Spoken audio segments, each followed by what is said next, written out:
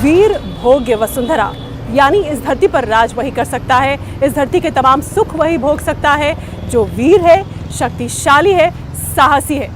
भागवत पुराण का ये वाक्य जिनका सिद्धांत है, वीरता और शौर्य जिनका इतिहास है, सर कटे लेकिन धड़ लड़े ऐसे सूरमा जिस रेजिमेंट की पहचान है, सोचिए उसकी आन बान और शान क्या होगी। वीर में आज हम आपको लेकर आए हैं राजपूताना राइफल्स के रेजिमेंटल सेंटर में। राजपूताना राइफल्स भारतीय सेना की सबसे पुरानी राइफल रेजिमेंट है और मैं हूं आपके साथ शीतल राजपूत।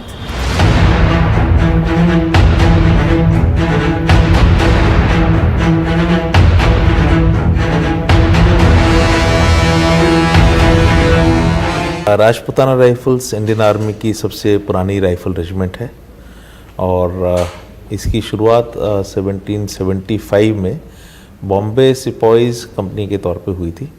ब्रिटिश जो थे ईस्ट इंडिया कंपनी, उन्होंने अपने एसेट्स जो हैं बॉम्बे में सिक्योर करने थे, तो एक बॉयज़ कंपनी के तौर पे स्टार्ट हुआ था and that became the first Rajputana rifle subsequently. और उसके बाद में यूनिट्स इसमें अलग अलग जुड़ती रहीं।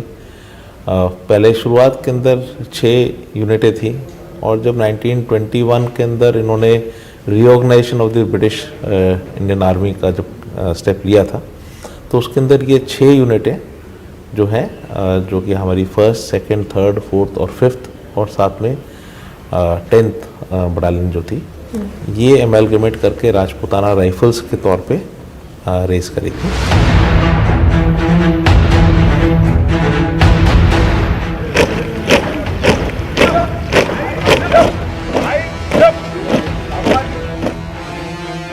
राजपूताना ब्रिटिश काल में एक पूरा इलाका कहलाता था। इसमें गुजरात, राजस्थान, उत्तर प्रदेश और मध्य प्रदेश के कुछ हिस्से शामिल थे। राजपूताना राइफल्स के जवान, सैनिक अधिकतर इन्हीं इलाकों से आते हैं। इन्हीं इलाकों के गांव, छोटे कस्बों, छोटे शहरों से ये जवान आते हैं और इस रेजिमेंट का हिस्सा बनते हैं। देश के लिए मर मिटना, वीरता, शौर्य, ये इनके खून में है, इनकी विरासत है। इज्जत और इकबाल से बढ़कर इनके लिए कुछ भी नहीं। मेरे साथ राजपूताना राइफल्स के कुछ सैनिक और जवान इस वक्त यहाँ मौजूद हैं। आपका नाम? मेरा नाम नायक सूबेदार ओमकार सिंह, राजस्थान से ताल्लुक रखने वाला और राजस्थान में झुंझुनू डिस्ट्रिक्ट का रहने वाला हूँ जी। नायक सूबेदार ओमकार सिंह, राजपूताना राइफल्स में होने के आपके लिए क्या मायने? मेरे बैक से ही उसका गर्व से है कि हमारी पीढ़ी दर पीढ़ी इसी राजपूताना दी राइफल्स में हमारा ताल्लुक है और बहुत ही गर्व के साथ हम इसमें सर्विस करने के लिए मौजूद हैं। तो आपने बताया कि आपके परिवार की कई पीढ़ियां राजपूताना राइफल्स का हिस्सा रह चुकी हैं। हाँ, कितनी पीढ़ियां? हाँ जी, मेरे दादाजी थे, फिर मेरे फादर थे और अभी मैं मौजूद हूँ। तो आगे पीढ़ियां जो हैं वो भी इसी रेजिमेंट में आने की मंशा रखती हैं या आपकी इच्छा है? हाँ बिल्कुल, हम ये इच्छा रखते हैं कि दी राजपूताना राइफल्स के अंदर हमारे पीढ़ी दर पीढ़ी चलते रहे। राजपूताना रीजन जो था, इस जगह के लोग जो है, क्योंकि पूरे इन्वेजन्स हिस्टोरिक टाइम से इस साइड से आते थे, तो यहाँ के लोग जो हैं काफ़ी बेसिकली काफ़ी वॉर्स वगैरह में मार्शल रेस के तौर पे माने जाते हैं। कई वॉर्स वगैरह में पार्टिसिपेट किया है, तो ब्रिटिशर्स ने भी इनको एक मार्शल रेस के तौर पे लेकर के यहाँ से ट्रूप्स रिक्रूट करा करते थे और वही ट्रेडिशन थ्रू आउट रहा है यहाँ के लोगों में। तो जो यहाँ से हमारे ट्रूप्स आते हैं, दे आर वेरी हार्डी और टफ सर्कमस्टेंसेस से निकल के आ रहे हैं, वेदर वाइज बोलिए चाहे लाइफस्टाइल वाइज बोलिए, और इनमें मार्शल ट्रेड्स काफ़ी स्ट्रॉन्ग हैं।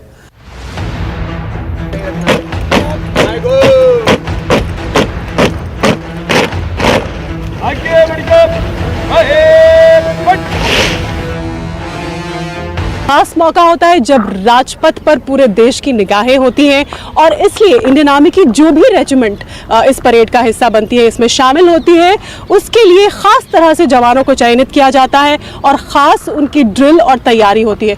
मेरे साथ इस वक्त इस कंटिंजेंट के, इस टुकड़ी के कमांडर मेजर आदित्य प्रताप मौजूद हैं। सबसे पहले तो ये बताइए कि जवानों का चयन कैसे होता है इसके लिए? देखिए, हम एक रेजिमेंट हैं तो हमारे अंदर कई सारी बटालियंस आती हैं। तो सबसे पहले हम अलग अलग जवानों को उनकी अलग अलग बटालियन से बुलाते हैं उनका फिज़िकल स्टैंडर्ड्स एक जो हम लेआउट करते हैं उसके हिसाब से हम इनका सिलेक्शन करते हैं, यूनिट से इनको भेजा जाता है। देन यहाँ पे आने के बाद इनका मार्चिंग स्टैंडर्ड्स और फिज़िकल एबिलिटीज़ का टेस्ट किया जाता है, फिर अकॉर्डिंग टू दैट इनका सिलेक्शन होता है। उसके बाद जो एक लॉट सिलेक्ट होता है उसको फिर एक रेगुलर फिज़िकल रिजाइम में डाला जाता है एंड उस ट्रेनिंग के बाद धीरे धीरे पहले इनकी फिज़िकली इनको फ्लेक्सिबल किया जाता है, इनको एजाइल बनाया जाता है। देन उसके बाद जब ये फिज़िकली फिट हो जाते हैं, पूरी तरह से ड्रिल करने के लायक हो जाते हैं, तब इनकी परेड की ट्रेनिंग शुरू होती है। इस प्रक्रिया में तकरीबन कितना वक्त लग जाता है? कब से आप इसकी तैयारी कर रहे हैं? हमने इसकी तैयारी फेब में स्टार्ट करी थी इस साल एंड किसी भी कंडीशन को तैयार करने के लिए, चाहे वो हमारा है किसी का भी, कम से कम मिनिमम 1 साल का समय बिल्कुल चाहिए होता है। 1 साल की ज़बरदस्त ट्रेनिंग, तो उसमें अनुशासन में, एक ड्रिल में, एक लय में इनको ढालना ये आसान काम नहीं है। नहीं, आसान तो कुछ भी नहीं है, लेकिन देखिए डिसिप्लिन फ़ौज के जीवन का एक बहुत बड़ा हिस्सा है और ये ड्रिल उसी डिसिप्लिन को दर्शाता है। एंड फ़ौजी जब से ट्रेनिंग शुरू करता है, चाहे वो जवान हो, चाहे वो जेसी हो, चाहे ऑफिसर हो, उसकी ज़िंदगी में सबसे पहली चीज़ जो डाली जाती है वो है डिसिप्लिन। एंड ड्रिल, डिसिप्लिन ये एक साथ चलते हैं। अगर दोनों में से कोई एक चीज़ मिसिंग है तो वो चीज़ पूरी नहीं हो सकती है। और क्योंकि ये पूरी टुकड़ी को एक साथ मार्च करना है, कोई भी कदम आगे पीछे नहीं हो सकता, हर किसी को एक ही फॉर्म में होना है, तो आप ये कैसे इंश्योर करते हैं? देखिए, सबसे पहले एक कदम मिलाने के लिए, एक चाल मिलाने के लिए सोच मिलानी पड़ती है, विचार मिलाने पड़ते हैं, उद्देश्य मिलाना पड़ता है। लक्ष्य एक है, सोच एक है और उसकी तरफ बढ़ने वाले हिम्मत और जज्बा एक है। उसी के साथ, उसी जज्बे के साथ, उसी शिद्दत के साथ इनकी सिखलाई दी जाती है इनको। जब ये ट्रेन होते हैं, तैयार होते हैं, तो बार बार इनके अंदर वो मसाला भरा जाता है कि इनका लक्ष्य क्या है और एक ही लक्ष्य है, एक ही उद्देश्य है और उसी के लिए लगातार इनको सिखाया जाता है। सेम सिखलाई पाते पाते, करते करते, सेम कार्रवाई करते करते ये बिल्कुल एक जैसे रूटीन में आ जाते हैं। और हमेशा से देखिए, नाम ही ऐसा है, आप एक बार उस चीज़ को सोच के देखिए, राजपूताना राइफल्स, इतना बड़ा, इतना भारी, इतना वज़न है इस नाम में और ये वज़न ऐसे नहीं आया है। ये पीढ़ियों की, सदियों से की गई, बनाई गई गौरव गाथाएं और परंपराओं से बनाया गया है। इतनी आसानी से नहीं मिला है ये। रेजिमेंट की जो वॉर क्राई है, युद्ध का उद्घोष, वो है राजा रामचंद्र की जय। तो एक बार आपके जो सैनिक हैं, आपकी टुकड़ी है, अगर हमारे दर्शकों को ये उद्घोष करके दिखाए, ताकि हमारे दर्शक ये जाने कि जब युद्ध के मैदान में इस उद्घोष के साथ राजपूताना राइफल्स के रणबांकुरे शूरवीर आगे बढ़ते हैं तो किस तरह से दुश्मन जो है वो भागने पर मजबूर हो जाता है। जी बिल्कुल। बोल राजा रामचंद्र की।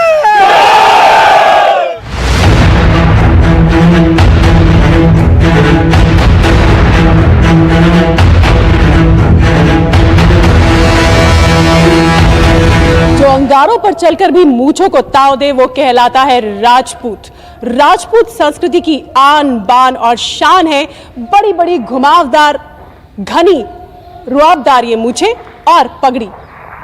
और ये मूछें और पगड़ी लेकर जब ये जवान युद्ध के मैदान में जाते हैं तो दुश्मन के पसीने वैसे ही छूट जाते हैं। राजपूताना राइफल्स के जवानों को एक अलग पहचान से मूछें और पगड़ी। मेरे साथ इस वक्त मौजूद है लांस नायक जय कुमार और आप देखिए ये मूछें बिल्कुल एक अलग तरह की मूछें हैं जो आपको शायद इसी रेजिमेंट में दिखाई देंगी। लांस नायक राजकुमार, हमने देखा है कि राजपूताना राइफल्स के जो जवान हैं, इतनी बड़ी बड़ी घुमावदार घनी मूछें उन्हीं की होती हैं। Yes ma'am, Rajputana rifle regiment में जवानों की मूछें बहुत ही अच्छी होती है और उन्हीं के नाम से वो पहचाने जाते हैं। बड़ी बड़ी मूछों से पहचाने जाते हैं। राजपूताना राइफल रेजिमेंट के जो भी जवान हैं वो बड़ी बड़ी मूछों की पहचाने जाते हैं। उनका आन बान शान हमारे मूछों से है। तो ये इन मूछों का रख रखाव भी बहुत मुश्किल होता होगा, बड़े ही अलग अंदाज की मूछें। ये रख रखाव तो होता है थोड़ा मुश्किल सा, लेकिन फिर भी डेली जो इसको करते हैं तो इतना मुश्किल भी नहीं होता है। इसके लिए आपको कुछ अलाउंस वगैरह मिलता है? इसका अलाउंस मिलता है मैम पर मंथ 800 रुपये। रख रखाव के लिए, काम करने के लिए, इसका शेप बनाने के लिए सब मेंटेनेंस होता है वो 800 रुपये पर मंथ के मिलते हैं। तो क्या इस तरह की मूछे सभी जवान रखते हैं या कुछ ही जवान रखते हैं? ये राजपूताना रेजिमेंट में ही सभी जवान रखते हैं मूछे, सभी के लिए है, ये हमारी आन बान शान ही है। लास्ट नायक विक्रम सिंह, हमें पगड़ियों के बारे में बताइए जो राजपूताना राइफल्स के जवानों की पहचान है। Good morning ma'am. ये राजपूताना राइफल्स की ड्रेस कोड के अंदर शामिल है और राजपूताना राइफल्स का जवान जो इस पगड़ी को पहन के और जब ड्रेस लगा के खड़ा रहता है तो सबसे ट्रूप के अंदर सबसे अलग दिखाई देता है कि भाई ये राजपूताना राइफल्स की अलग ही पहचान है पगड़ी की, और पगड़ी के नाम से ही राजपूताना राइफल्स अलग से पहचाना जाता है जवान, और चलता हुआ ट्रूप के अंदर से पता लग जाएगा भाई ये राजपूताना राइफल्स का जवान है। वैसे ही इतने लंबे चौड़े होते हैं राजपूताना राइफल्स के जवान, और पगड़ी और ऊंचाई दे और देती है। पगड़ी पहले हाइट राजपूताना राइफल्स की बहुत बढ़िया हाइट है, और उसके बाद अगर पगड़ी की हाइट और चलते चले तो अलग से पहचान लगता है भाई हाँ कोई जवान जा रहा है इंडियन आर्मी का, राजपूताना राइफल्स का सोल्जर होगा यही पक्का। लास्ट नायक विक्रम सिंह, आप कहाँ से आते हैं? मैडम मेरा राजस्थान से बाड़मेर में कोलू गांव है मेरा। तो राजस्थान में तो पगड़ी का कल्चर बहुत है, लेकिन ये पगड़ी थोड़ी सी अलग है ना? ये पगड़ी थोड़ी अलग है, ब्लैक कलर की, ये ड्रेस कोड के अंदर शामिल है। बाकी राजस्थान के अंदर अलग अलग कलर की अलग अलग भांति प्रकार की पगड़ियाँ बांधी जाती है। ये राजपूताना ट्रेडिशंस के अंदर है। राजपूताना इलाके के अंदर मूछ की खास अहमियत है, और जो परिवार के सबसे बड़े होते हैं वो इस तरह की घुमावदार मूछें रखा करते थे, और जो भी सोल्जर प्रोफेशन में थे वो इस तरह के फेशियल हेयर जो है फेरोसिटी को दर्शाता है और एक मर्दानगी को दर्शाता है, उसके तौर पे रखा जाता है। और इसमें काफ़ी लोग प्राइड लेते हैं कि भाई इस तरह की मूछें हो, जिससे उसका रौबदार जो व्यक्तित्व है वो सामने आता है। कहते हैं पृथ्वीराज चौहान जैसे राजपूत योद्धाओं का पसंदीदा हथियार हुआ करता था कटार, और इतिहास भरा है ऐसे किस्सों से जहां राजपूत रणबांकुरों ने अपनी तेज धार कटार से मातृभूमि पर नजर टेढ़ी करने वाले हर दुश्मन का सर धड़ से अलग किया। राजपूताना राइफल्स का चिन्ह भी शौर्य के इसी प्रतीक से प्रेरित है, बिगुल और ऊपर 2 ये कटार। राजपूताना में कटार जो है वो भी एक अहमियत वाली चीज़ है। पहले ब्रिटिश टाइम के अंदर ऑफ कोर्स इसमें क्राउन होता था, बट इंडिपेंडेंस के बाद में हमने राजपूताना जो हमारा एरिया था उसके हिसाब से उसका जो हथियार या मधार बोलते हैं या कटार बोलिए, उसको हम लेते हैं। ये एक पर्सनल वेपन है जो हर राजपूत अपनी पेटी के अंदर रखा करते थे।